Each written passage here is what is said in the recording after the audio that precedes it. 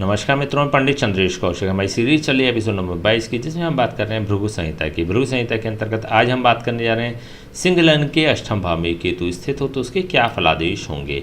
प्रथम भाव में 5 नंबर का मतलब होता है सिंह लग्न, और सिंह लग्न में जब कभी भी केतु अष्टम भाव में स्थित हो जाता है तो यह अत्यधिक नकारात्मक फलों को प्रदान कर देने वाला ग्रह बन जाता है। देखिए, इससे पूर्व की सीरीज में इट मीन्स की एपिसोड नंबर 21 की सीरीज में हम राहु की भी चर्चा कर चुके हैं। राहु के सिद्धांतों और केतु के सिद्धांतों की भी हमने बात करी।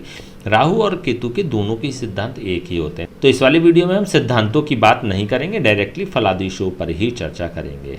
देखिए, राहु और केतु 3 प्रकार से अपने फलों को प्रदान कर सकते हैं। फर्स्ट ऑफ ऑल तो ये जिस भाव में स्थित होते हैं उस भाव के अनुसार फलों को प्रदान करते हैं, जिस राशि पर स्थित होते हैं उस राशिपति के अनुसार फलों को प्रदान करते हैं, और तीसरा जिस ग्रह के साथ स्थित होते हैं उस ग्रह के फलों को भी यह प्रदान कर देने वाले बन जाते हैं। चलिए एक एक करके हम बात कर लेते हैं।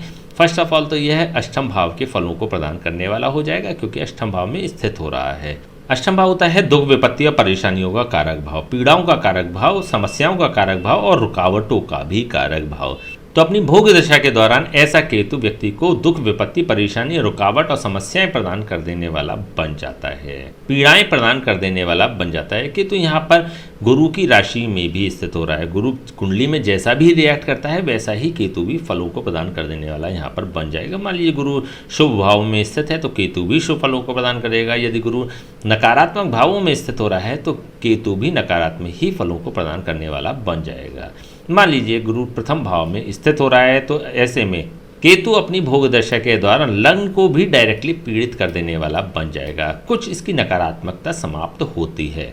ऐसे लोगों को कुछ प्रतिभाशाली व्यक्तित्व का यह धनी भी बना देता है, कुछ अधिक योग्यता प्रदान कर देने वाला भी बन जाएगा। लेकिन अत्यधिक प्रतिभा होने के पश्चात भी ऐसे लोग सफलता प्राप्त नहीं कर पाते हैं, तो इस प्रकार की संभावनाओं को प्रदर्शित कर देता है। द्वितीय भाव में ऐसा गुरु स्थित हो जाता है तो धन के सापेक्ष व्यक्ति को पीड़ित कर देने वाला ये बन जाएगा। द्वितीय भाव मारक स्थान होता है, अष्टम भाव मृत्यु स्थान होता है, और जब कभी भी इन दोनों का आपस में कॉम्बिनेशन बनता है तो यह मृत्यु तुल्य कष्ट प्रदान कर देने वाला भी व्यक्ति के लिए हो जाएगा। आर्थिक, शारीरिक, मानसिक पीड़ाएं व्यक्ति को प्रदान कर देने वाला यह बन जाता है। यदि तृतीय भाव में ऐसा गुरु स्थित हो जाता है व्यक्ति को अत्यधिक संघर्ष प्रदान कर देने वाला यह बन जाता है। तृतीय भाव होता है मेहनत का, परिश्रम का, पुरुषार्थ और संघर्ष का। व्यक्ति की मेहनत, परिश्रम, पुरुषार्थ और संघर्ष को केतु अपनी भोग दशा के दौरान बढ़ा देने वाला भी बन जाता है।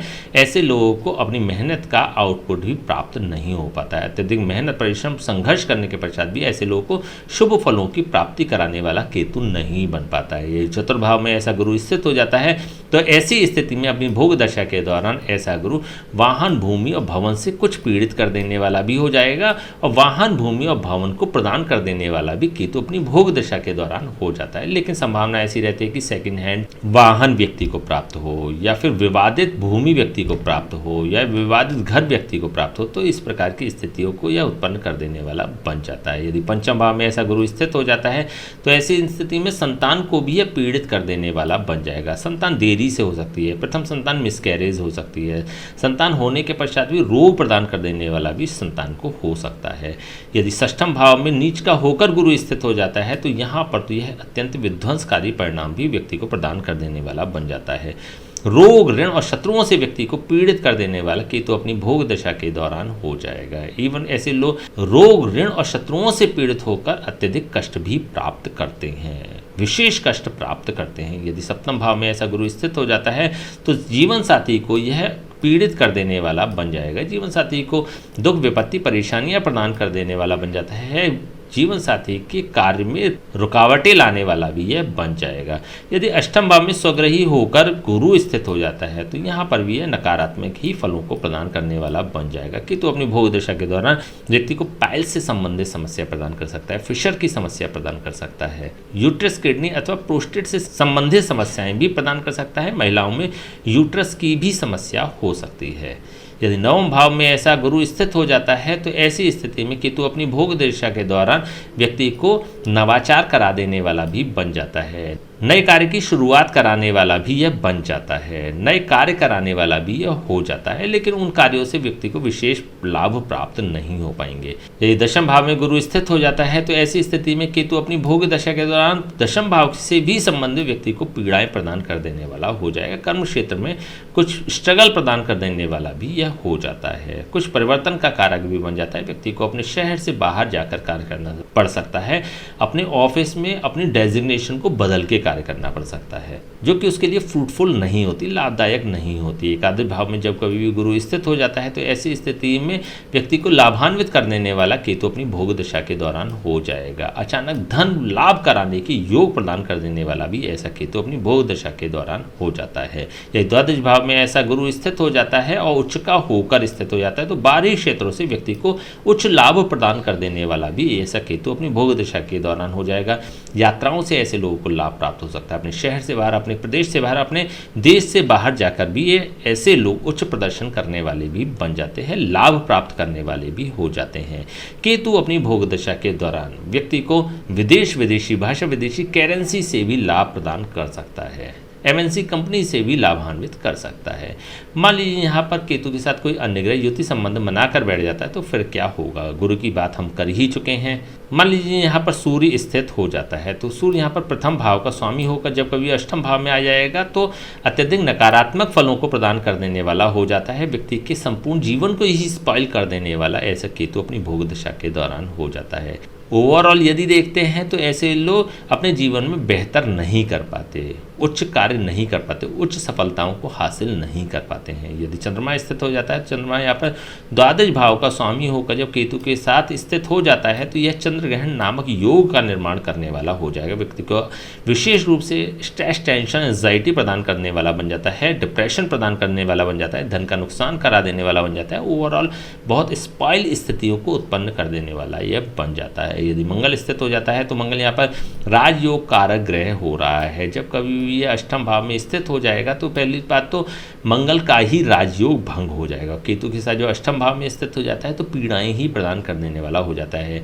भाग्य के सापेक्ष भी और सुख के सापेक्ष भी पीड़ाएं प्रदान कर देने वाला केतु अपनी भोग दशा के दौरान हो जाएगा। ओवरऑल यदि देखें तो यहाँ पर गुरु को यदि अपवाद मान लें तो कोई भी ग्रह शुभ फल यहाँ पर प्रदान नहीं करेगा। गुरु भी विशेष लाभ प्रदान नहीं करता, लेकिन क्योंकि स्वग्रही होकर अष्टम भाव में बैठ रहा है तो कुछ कम पीड़ाएं प्रदान कर देने वाला यह बन जाता है। यदि बुध स्थित हो जाता है तो धन का नाश करा देने वाला हो जाएगा, क्योंकि एकादश भाव का स्वामी होकर, धन भाव का स्वामी होकर, धन संचय के भाव का स्वामी होकर जब ये अष्टम भाव में स्थित हो जाता है तो व्यक्ति को धन का नाश करा देने वाला भी यह बन जाता है। जब गुरु स्थित हो जाता है तो गुरु पंचम भाव का स्वामी होकर जब कभी भी अष्टम भाव में स्वग्रही होकर स्थित हो जाता है तो जैसा कि हम पहले भी बात कर चुके हैं कि यहाँ पर पीड़ाओं को कम कर देने वाला होगा, लेकिन संतान पक्ष से ऐसे लोग को अत्यंत नकारात्मक फलों को प्रदान कर देने वाला बन जाता है। मान सम्मान प्रतिष्ठा की भी हानि कर देने वाला यह बन जाता है।